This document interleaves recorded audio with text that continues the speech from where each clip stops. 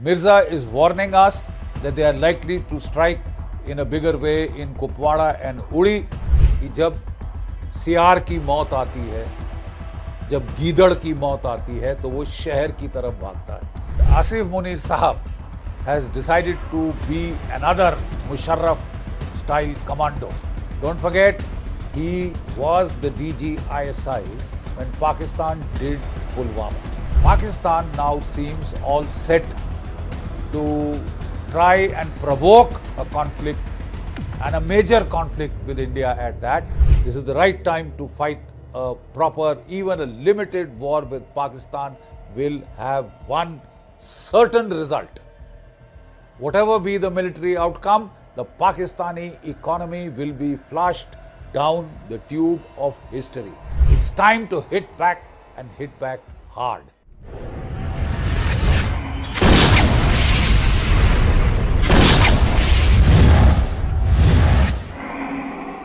There is some extremely disturbing news doing the rounds in our media.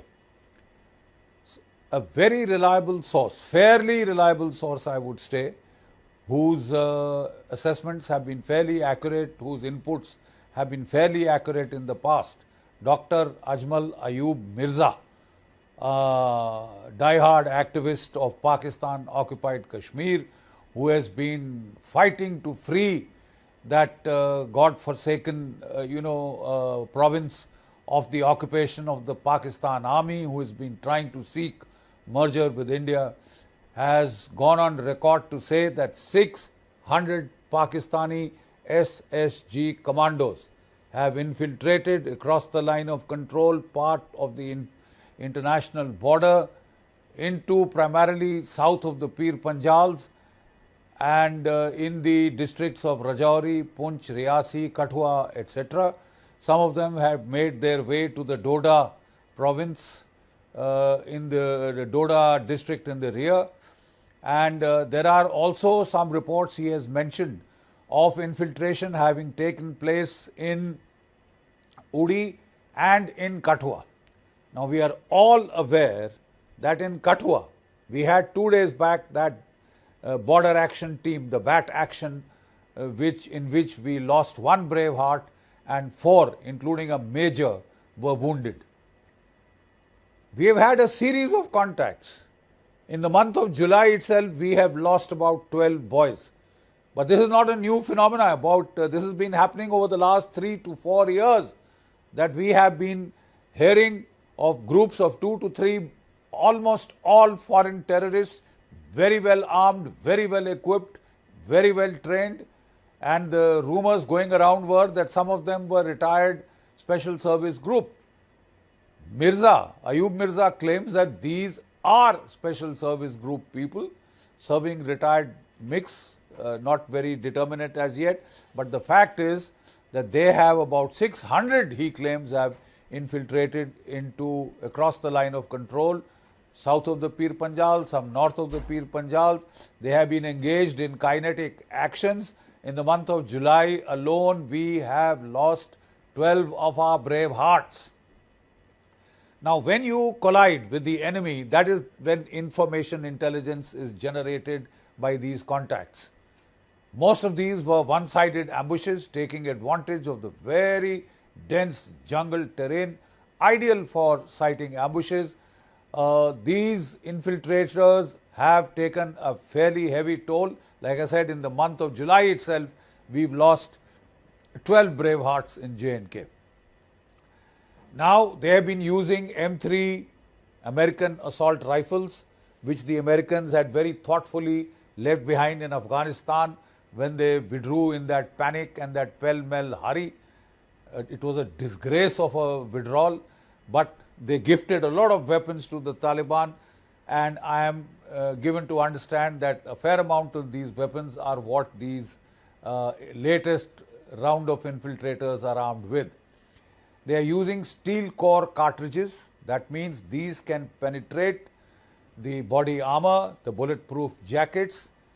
In that encounter north of Kathua, we saw they had gone through the steel body of the army trucks. They were riddled with bullets, holes going through the carriage of that military vehicle. They have been using satellite phones with encryption software. Some say it is Chinese, some say it is the American software.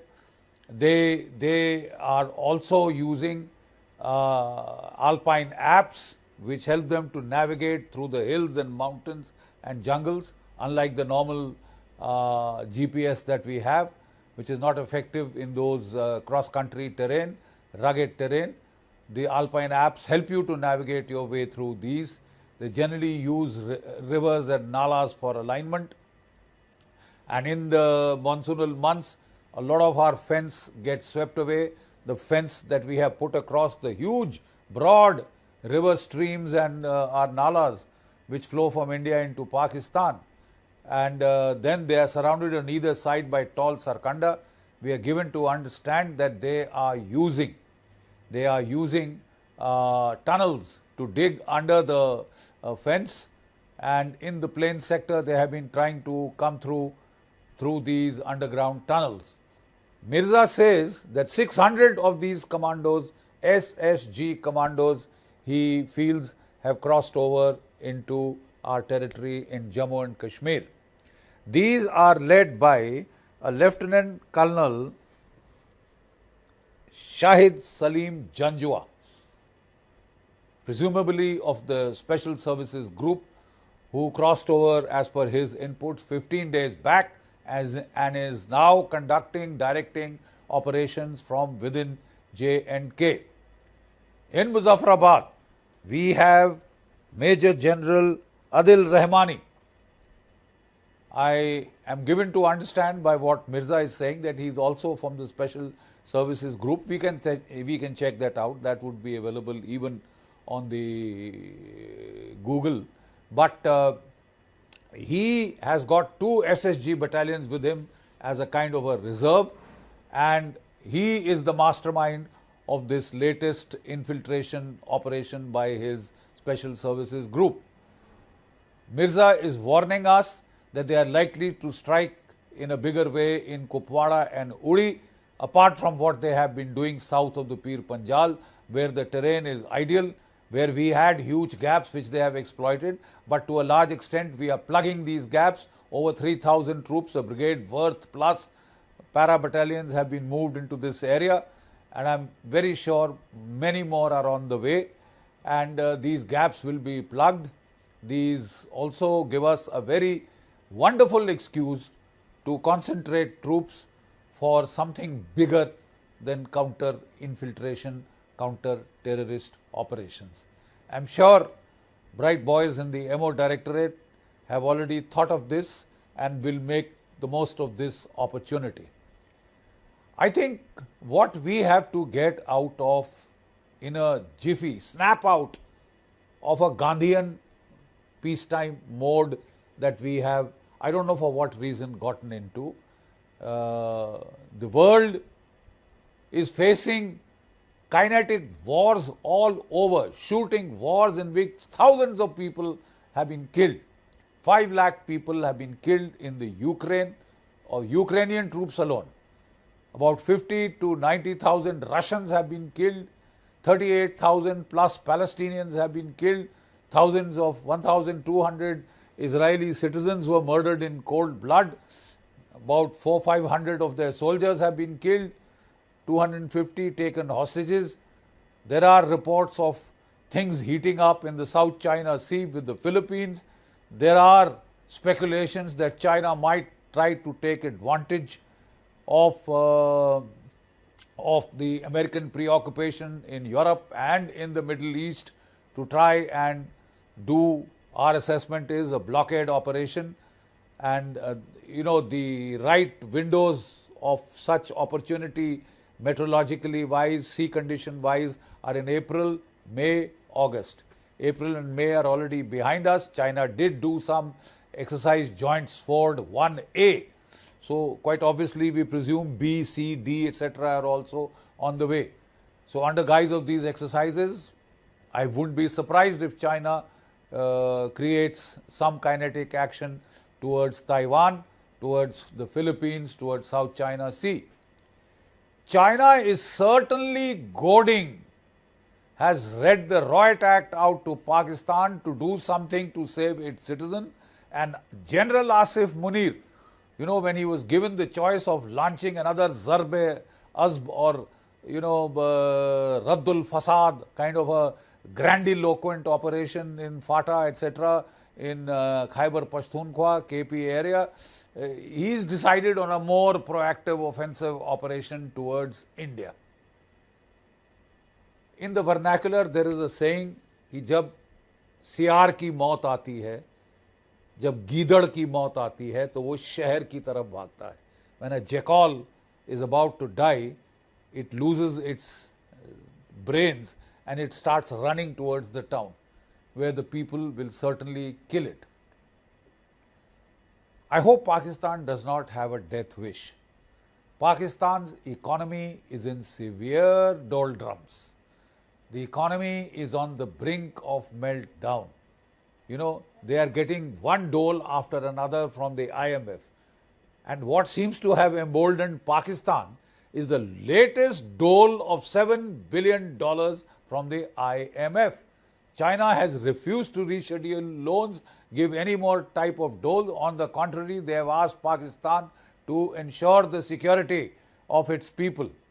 Ensure the security of its people who are operating there on the Belt Road Highway from Gilgit to Baltistan to Gwadar, which has been built through Indian territory, by the way.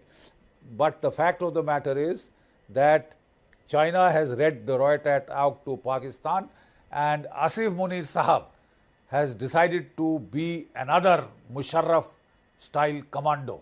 Don't forget, he was the DG ISI when Pakistan did Pulwama. He was the DG ISI when Pakistan did Pulwama, and India had then given him a bitter taste of his own medicine by doing the Balakot airstrike, which had kept them quiet for quite a few months. They had gone crying, sniveling to Pakistan, to China, and China had then done the intrusions in Ladakh to take some pressure off Pakistan. We had taken advantage of that pacification temporary to do away with Article 370 and 35A. But Pakistan now seems all set to try and provoke a conflict, and a major conflict with India at that, just at a time when its economy is on the brink of total collapse. If Pakistan has a death wish, I think we should do our best to try and fulfill that wish. This is the right time to fight a proper, even a limited war with Pakistan will have one certain result. Whatever be the military outcome, the Pakistani economy will be flushed down the tube of history. If Pakistan wants that, if the army of Pakistan thinks they've got $7 billion from the IMF, which was to feed the hungry people of Pakistan, but he wants it to use it to wage a war against India. He thinks he's gotten a war chest. Well, then he's gotten a thing coming.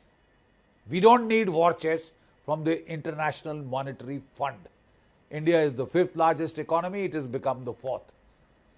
And when push comes to shove, you will see the weight of the Indian economy being brought to bear on Pakistan, the weight of the Indian armed forces being brought to bear on Pakistan. And I don't think we should waste our effort in small-scale counter-terrorist operations, definitely not on the own side of the line of control. It's time to hit back and hit back hard. We have gaps in our CI grid in Rajouri, Punch, Riyasi, etc. We need to move troops.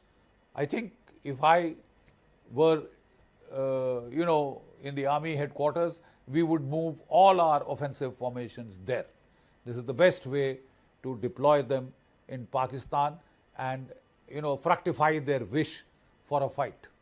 If they are so dying for a fight, the simple fact is Asif Munir Sahab, General Asif Munir, is former DG ISI, boss of the infamous ISI of Pakistan, is heading into the sunset. he's looking at his retirement is not very far off.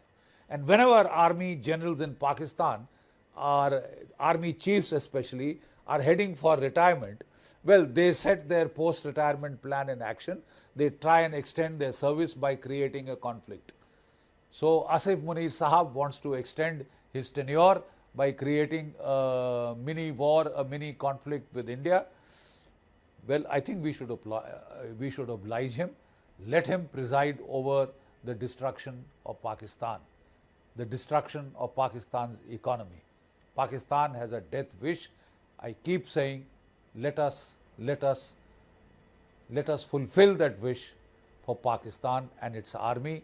If Pakistan, Asif Munir Sahab is feeling very rich with the $7 billion that the IMF has so gratuitously offered to Pakistan, and he wants to purloin it all for the Pakistan army, I'm sure the people of Pakistan will also have some views on this matter. And the anger on the streets we had seen last year, Asif Munir is also trying to divert that anger, that angst towards India. Hunger leads to anger. That anger is palpable in Pakistan. And Asif Munir's efforts to divert it will be fairly counterproductive. Jai Bharat, Jai Hind. Please subscribe and support the Chanakya Dialogues and On Target.